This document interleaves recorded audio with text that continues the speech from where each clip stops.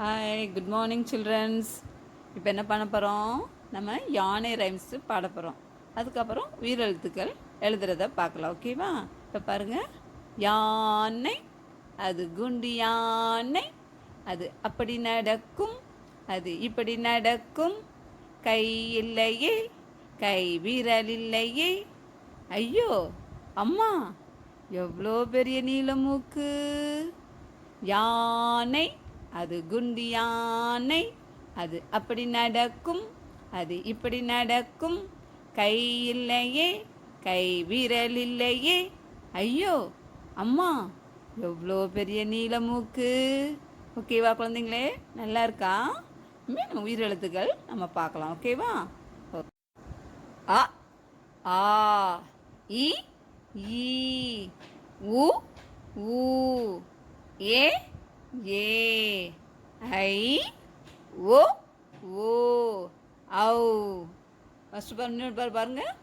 ஆ ஆ இ ஈ உ ஊ ஏ ஏ ஐ ஓ ஓ ஔ. இப்போ பாருங்க, நம்ம தமிழ் ரைம்ஸ் பார்த்தோம். அதுக்கப்புறம் உயிர் எழுத்துக்கள் எத்தனைங்கிறத பார்த்தோம். இப்போ நம்ம எழுத்துக்களுக்கு போவோம். என்னென்ன எழுத்துக்கள் எழுதிருக்கீங்க?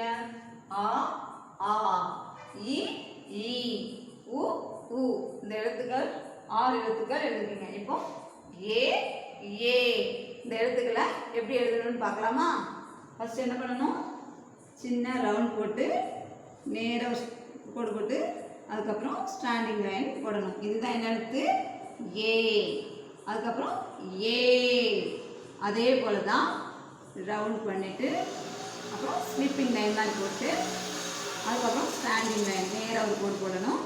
அப்புறம் கிராஸாக ஒன்று லைன் போட்டால் ஏ. ஓகேவா? இதுதான் ஏ ஏ. அப்படி பாருங்க.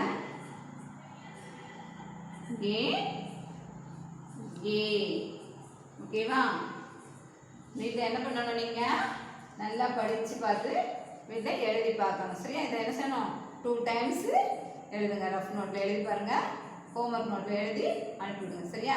ஓகே, தேங்க்யூ, பாய்.